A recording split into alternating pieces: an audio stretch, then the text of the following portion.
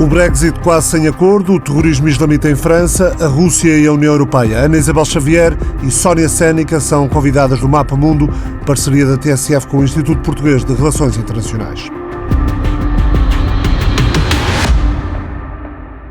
Considerado um mártir da República, o professor de História Samuel Paty, degolado no que tudo indica ter sido um ato de terrorismo islamita na passada sexta-feira, vai ser condecorado com a Legião de Honra do Estado francês. Esta terça-feira o assunto continua a ocupar as primeiras páginas dos jornais em França. Emmanuel Macron aparece na capa do Figaro. O título diz: Governo quer endurecer a resposta ao islamismo. O presidente não pode ficar-se pelas palavras e esperam-se atos do governo. O editorial do jornal fala em rearmamento face ao extremismo islâmico. O mesmo protagonista na capa do Libération, Emmanuel Macron, com o título Terrorismo, a hora da resposta. No Le Monde, Islamismo, Macron promete atos concretos. No Conselho de Defesa, domingo à noite, o chefe de Estado avisou os terroristas: o medo vai mudar de campo. Boa tarde, Ana Isabel Xavier, professora de Relações Internacionais e investigadora do Observare da Universidade Autónoma de Lisboa e do Centro de Estudos Internacionais do ISCTE.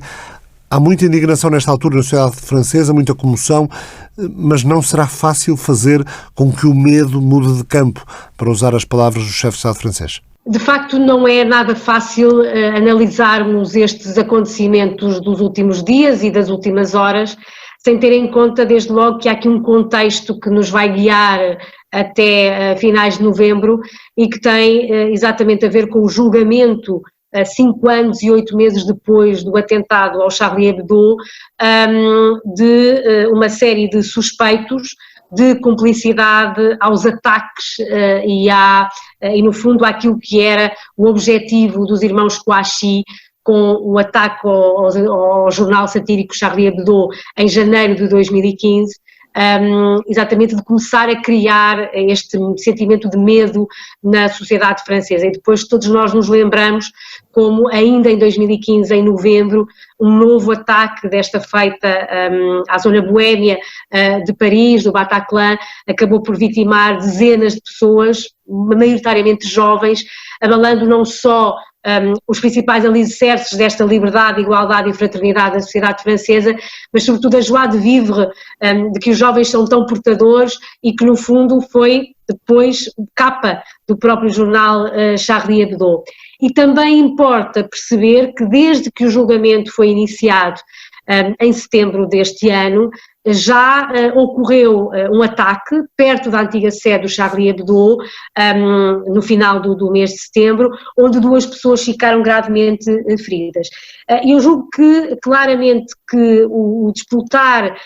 deste julgamento, deste início de julgamento, foi o disputar, de facto, destes 2 campos. Por um lado, o campo mais islâmico, que claramente vê neste julgamento e neste processo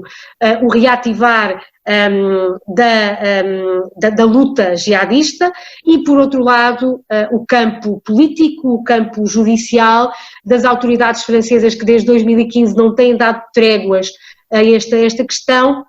mas que agora, nas últimas horas, em virtude do assassinato deste professor, se viram obrigados a lançar uma série de medidas que até agora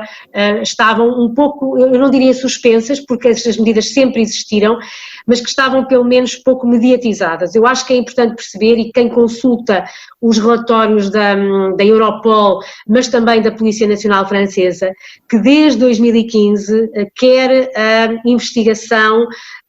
a casos suspeitos relacionados com a ideologia e com o islamismo, quer a própria detenção de radicalizados,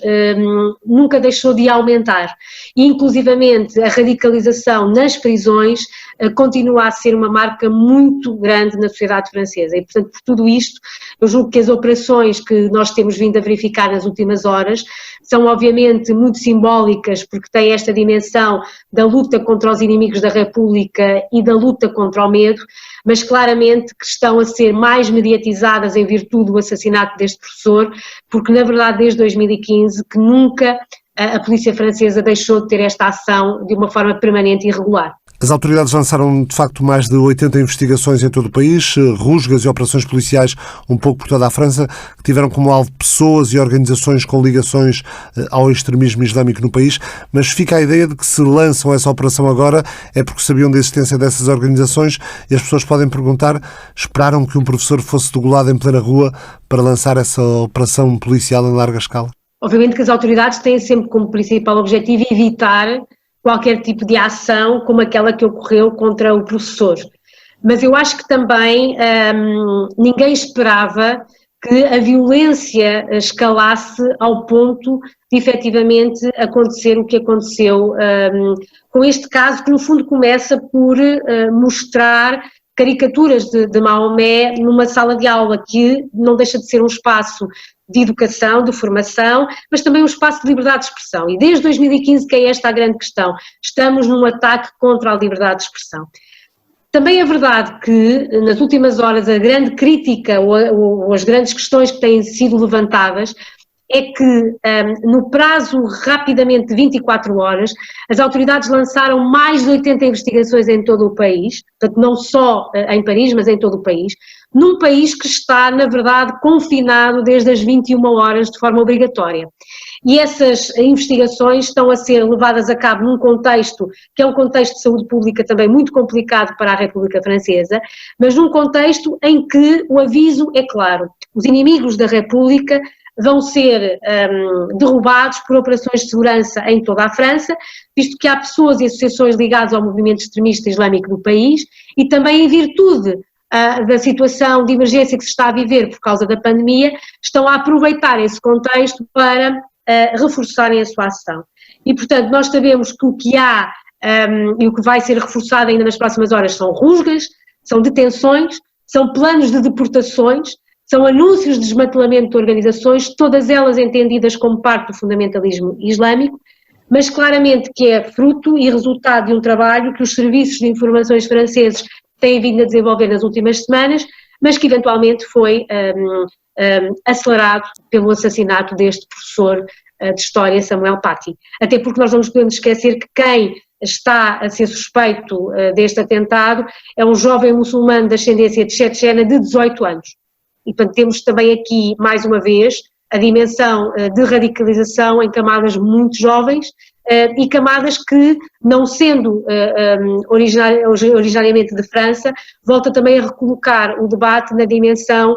de imigração para este país e daí também a aceleração dos planos de deportação que a República Francesa já tinha e a administração interna já tinha há algum tempo em mente. O jovem francês de religião muçulmana e de origem chechena que matou o professor atuou depois de dias de campanha nas redes sociais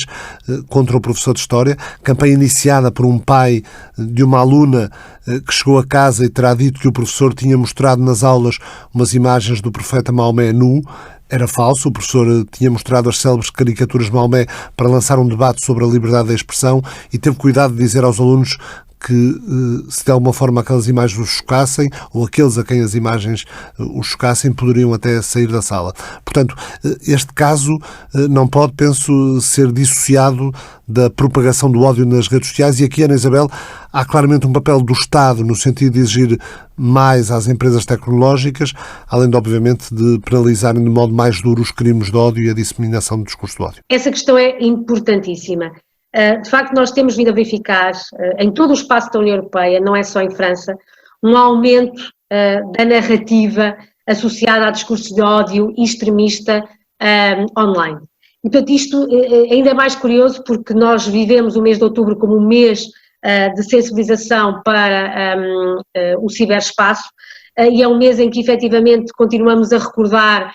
da importância de todos os cidadãos estarem conscientes e sensíveis àquilo que são as fake news, à desinformação, ao discurso de ódio e cada cidadão ser responsável pela sua própria filtragem desse mesmo discurso e, obviamente, da sua disseminação. Mas, como o Ricardo disse muito bem, há aqui um papel do Estado que é fundamental. E, desse ponto de vista, o Ministério do Interior francês está relativamente bem organizado. É verdade que esta importância ao discurso de ódio extremista online em França foi muito reforçado pela questão dos ataques terroristas desde 2015, Também no âmbito da pandemia esse discurso entrou novamente em ação, mas, e sempre que há eleições, aproximação de eleições, o perigo e o medo da interferência em eleições também ganham um novo elan no ciberespaço, mas claramente que há aqui um papel que só o Ministério do Interior francês, em conjunto com os serviços de informações, podem efetivamente fazer. Mas é muito complicado, porque nós sabemos que por cada um indivíduo que tem que ser monitorizado, são pelo menos necessários 10 a monitorizar. Não há, do ponto de vista humano, recursos suficientes em nenhum Estado, e também não no Estado francês, para que isso aconteça. E essa monitorização tem que ser feita não só no que diz respeito aos discursos de ódio e extremista online, mas as próprias notícias de desinformação em geral. E, portanto, não existindo essa capacidade de recrutamento de recursos para monitorizar essas pessoas, o que há é dentro dos recursos do Estado e dentro dos recursos do Ministério do Interior, através dos serviços de informações, os próprios serviços também da Gendarmerie francesa e até, porque as Forças Armadas francesas estão a ser associadas a este papel, mas mesmo com esta sinergia de esforço, é muito complicado ter uma capacidade de 24 sobre 24 horas para ter a capacidade efetivamente de monitorizar todas estas pessoas. Por exemplo, o Ministro do Interior francês, Gérald Darmanin, disse há poucas horas à Rádio Europe 1 que só no prazo de 24 horas conseguiram-se desenvolver mais de 80 investigações contra dezenas de indivíduos, mas que isso exigiu o envolvimento em absoluto praticamente dos recursos que a República Francesa tem para este objetivo. Portanto, é efetivamente muito complicado que, de forma regular e permanente, se tenha este tipo de recursos disponíveis para que os discursos de ódio e extremista online sejam efetivamente erradicados. Portanto, isto, mais uma vez, passa por políticas ativas, quer de desradicalização, quer de contra-radicalização. Isto também tem muito a ver com a dimensão psicossocial, de apoio aos grupos que estão sempre como alvo da radicalização e, portanto, reforçar essas políticas nas prisões, reforçar a monitorização de mesquitas e outros locais de culto e reforçar também a monitorização pessoa a pessoa online, porque nós também sabemos, ainda mais nos tempos de hoje, que essa disseminação é sobretudo online. E, portanto, claramente que o Ministério do Interior francês tem aqui um papel muito importante a desempenhar. O governo britânico acredita que a condição imposta pelo Reino Unido de exigir uma mudança de atitude da União Europeia para continuar as negociações pós-Brexit deu resultados, reivindica o ministro do Conselho de Ministros, Michael Gove. Acredita que o negociador-chefe europeu, Michel Barnier, concordou com a intensificação das negociações e também a trabalhar o texto jurídico depois da força e determinação demonstradas por Boris Johnson, o primeiro-ministro britânico, ao recusar aceitar tudo o que a União Europeia quer. O primeiro-ministro britânico considerou na sexta-feira as negociações terminadas e um porta-voz disse que não valia a pena o negociador-chefe europeu, o francês Michel Barnier, deslocar-se a Londres para negociações se não houvesse uma mudança fundamental na posição da União Europeia. Entretanto, os dois negociadores, o da União Europeia e o britânico, falaram por telefone para discutir o formato das negociações desta semana. Barnier confirmou aquilo que a Presidente da Comissão Europeia, Ursula von der Leyen, já tinha dito na sexta, ou seja, que a União Europeia permanece disponível para negociações em Londres sobre todas as matérias com base em texto jurídico. Michael Gove disse que a reação do governo britânico foi um resultado da falta de empenho dos 27, que só estavam dispostos a fazer negociações em menos de metade dos dias disponíveis e recusavam-se a falar sobre todos os temas por resolver. Ana Isabel Xavier, parece que já entramos numa fase de atirar as culpas para o outro lado e isso sente-se especialmente de Londres para Bruxelas. Claramente que a narrativa institucional e o jogo diplomático está num verdadeiro ping-pong de palavras que são preocupantes e, portanto, é dramático se não estivéssemos, de facto, num contrarrelógio que termina no final deste ano, se efetivamente o Reino Unido quiser sair da União Europeia com um acordo, porque claramente que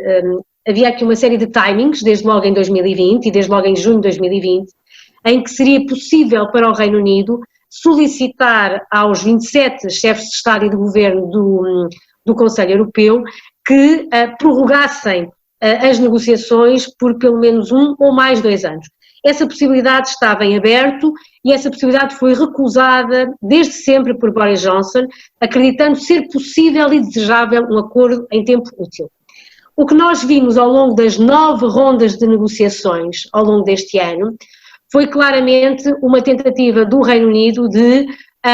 colocar a pressão na íntegra na União Europeia, deixando sempre muito claro que o Reino Unido queria sair, mas não iria sair em qualquer circunstância. O que eventualmente o Reino Unido não estava à espera é que na preparação do Conselho Europeu de 15 e 16 de outubro, portanto da semana passada, o próprio Charles Michel, o próprio Presidente do Conselho Europeu, tenha dirigido uma carta convite aos membros do Conselho Europeu, referindo claramente que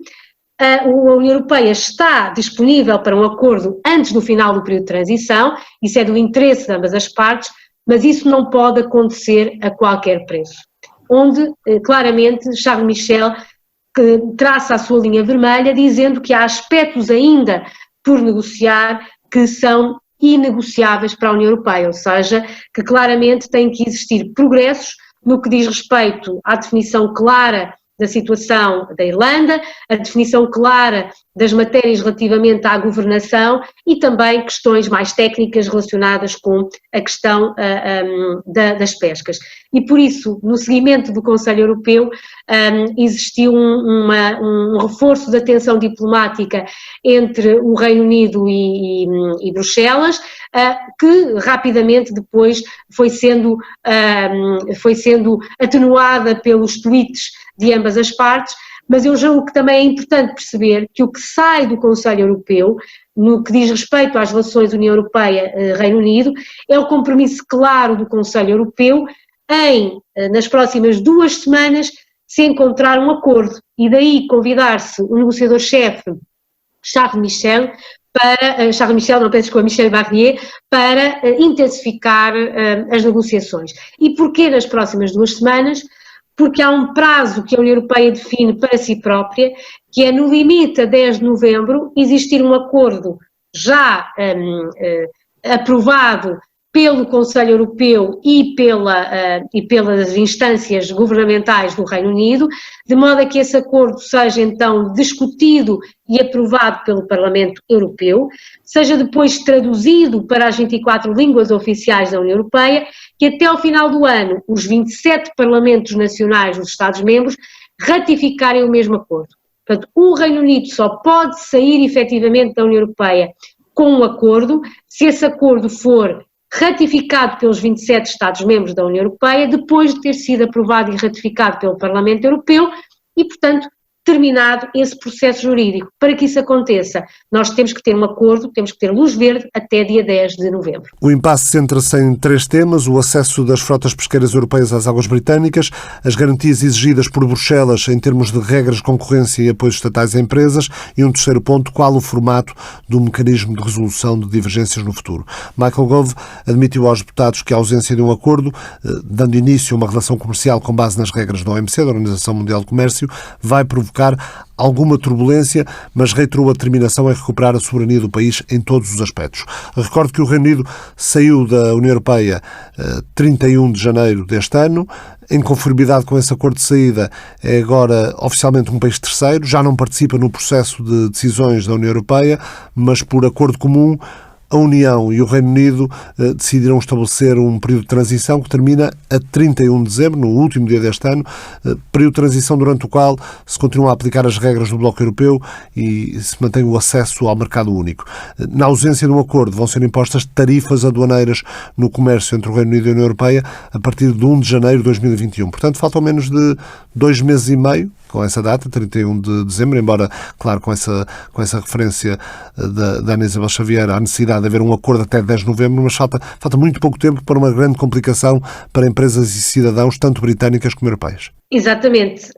e a verdade é que da parte do Reino Unido há também a consciência clara que um acordo pode falhar, e portanto se um acordo falhar significa apenas que a partir de 1 de janeiro de 2021 o Reino Unido e a União Europeia centrarão as suas relações comerciais sob a égide dos regulamentos da Organização Mundial do Comércio, mas a verdade é que nos últimos dias, da parte do Reino Unido, foram várias as orientações e diretivas que o próprio governo britânico dirigiu às empresas para que se preparassem para todos os cenários. E a verdade é que neste momento todos os cenários estão a ser apresentados quer aos Estados-membros da União Europeia, quer ao próprio ordenamento jurídico interno do Reino Unido. E isso eu acho que é suficientemente sintomático deste período que estamos a viver, em que claramente a Irlanda, as pescas e as condições de governação e concorrência parecem estar no cerne do impasse, mas em bom rigor aquilo que está efetivamente no impasse das negociações desde o início é o facto do Reino Unido não se sentir completamente confortável com o acordo final. E porquê? Porque no acordo final continuam a estar algumas pontas soltas sobre a soberania efetiva do Reino Unido, na capacidade de gerir autonomamente dossiês como o dossiê da Irlanda, mas sobretudo em caso de disputas com a União Europeia, no que diz respeito obviamente à questão das pescas, mas também em relação à colisão do ordenamento jurídico interno do Reino Unido e o ordenamento jurídico comunitário em matéria comercial, quais é que efetivamente se vão sobrepor. E claramente que nos próximos dias se irão tentar dirimir estes últimos aspectos negociais. Mas parece-me que em nenhum momento está em causa um novo acordo e, portanto, quando Ursula von der Leyen, quando Michel Barnier e também quando o próprio negociador-chefe britânico falam das negociações assentarem num acordo jurídico, esse acordo jurídico é claramente aquele que já foi aprovado, que está em negociações e, portanto, não se esperam grandes alterações jurídicas nesse aspecto. Parece-me agora que, e voltando ao início da questão, o que se vai ver nos próximos dias é um claro ping-pong, uma clara troca de acusações, que não sabemos minimamente como é que vai terminar, mas esperamos que à 25ª hora a solução encontrada seja a melhor das soluções para ambas as partes, que é aquilo que no fundo todos desejam. Muito obrigado, Ana Isabel Xavier, investigadora da Universidade Autónoma de Lisboa e do ISCTE, Instituto Universitário de Lisboa. No fim da semana passada a União Europeia aprovou sanções a conselheiros principais do gabinete executivo do presidente Vladimir Putin, incluindo o homem tido como chefe de cozinha de Putin, por causa do caso do envenenamento do dirigente da oposição Alexei Navalny com gás nervoso Novichok. Yevgeny Prigozhin, que tem a alcunha de chefe de Putin, por ser dono de uma empresa que trata dos serviços de catering que abastecem o Kremlin, portanto que levam comida para o Kremlin, é uma das pessoas que a União Europeia entende que estão também a minar a paz na Líbia pelo apoio que prestam ao grupo paramilitar Wagner, basicamente um grupo de mercenários russos que atuam em cenários de conflito e pós-conflito, nomeadamente em África. Entre os outros 6 implicados está o chefe do FSB, Serviços Secretos Sucedâneos do KGB. Boa tarde, Sónia Sénica, investigadora do Instituto Português de Relações Internacionais.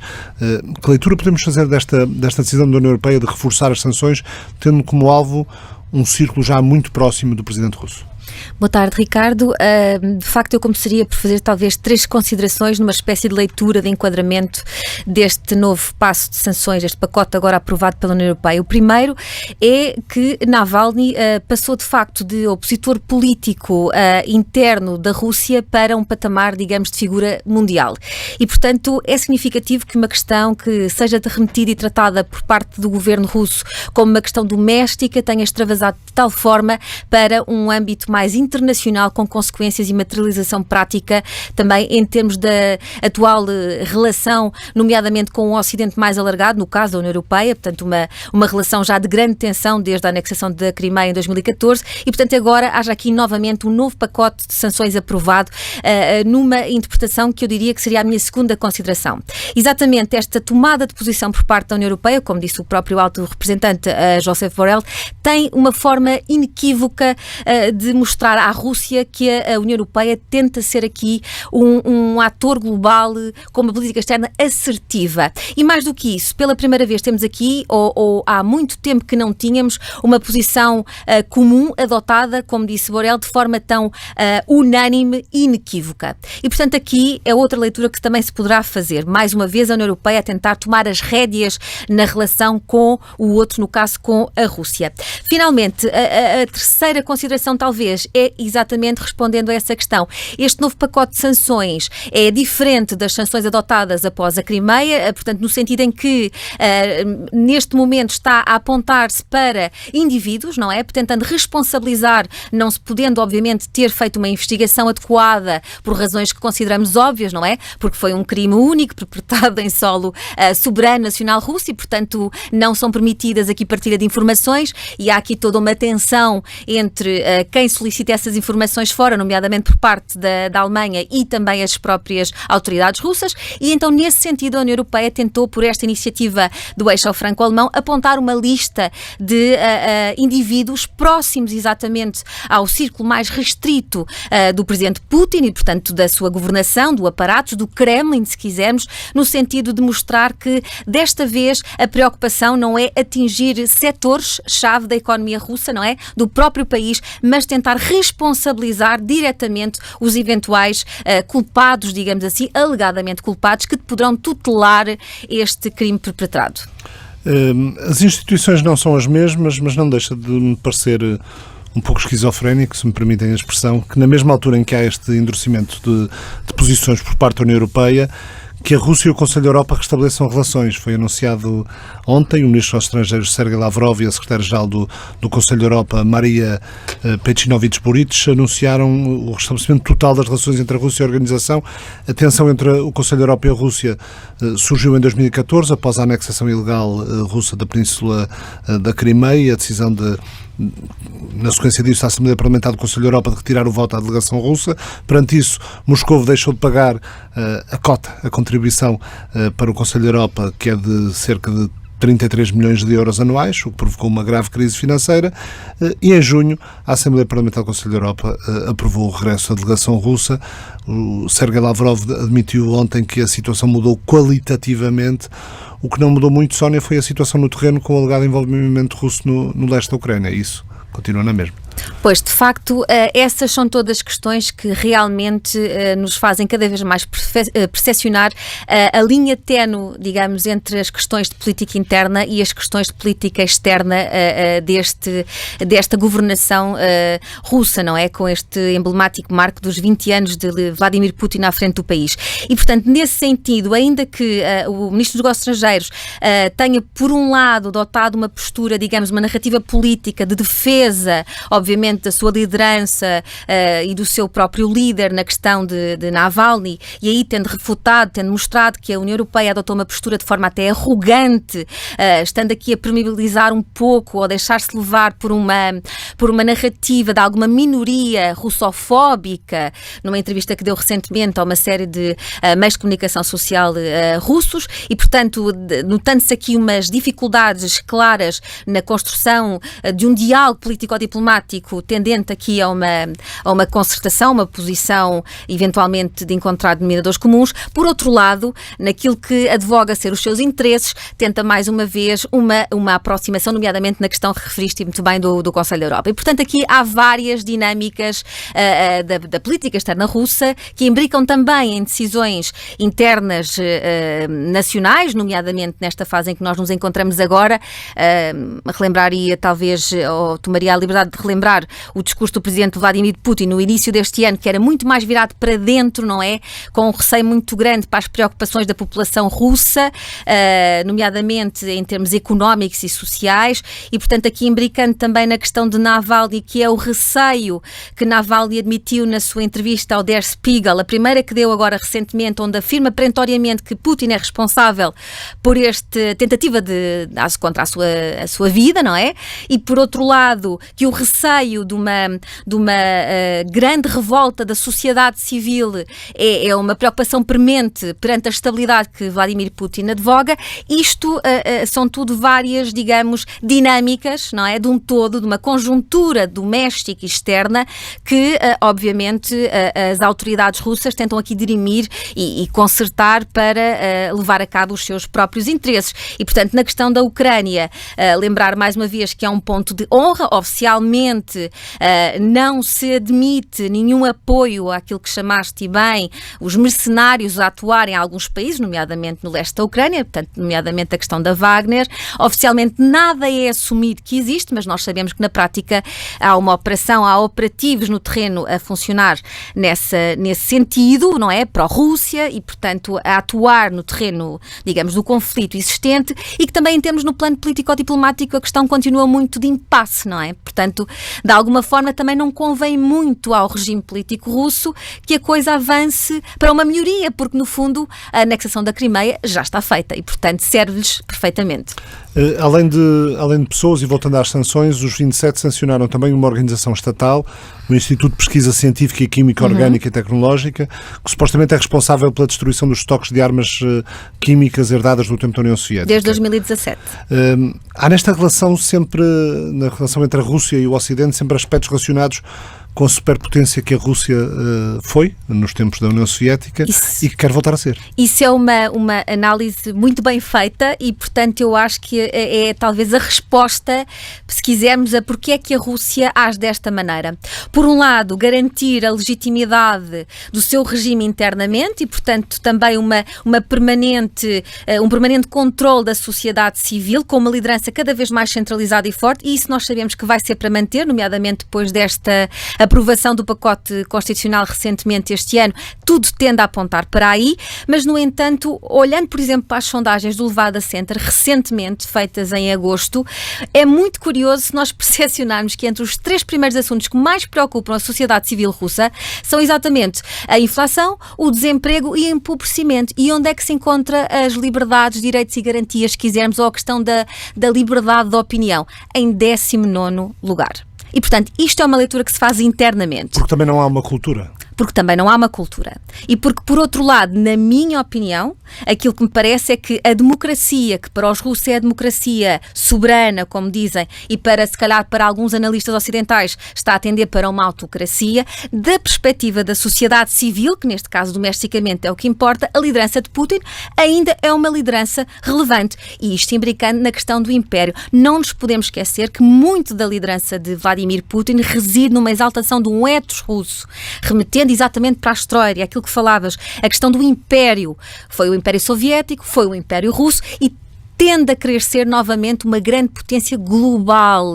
com uma esfera de influência limite, não é? De uma vizinhança partilhada com a União Europeia muito significativa. Na relação com os Estados Unidos, outra potência global, tal como a China, nesta altura, o Departamento de Justiça dos Estados Unidos acusou nos últimos dias 6 militares e ex-militares russos alegadamente pertencentes ao GRU, ao GRU, os Serviços Secretos Militares Russos, de pirataria informática e ciberataques. Os acusados, que não estão ligados à interferência nas eleições de 2016 nos Estados Unidos, embora façam parte da mesma unidade,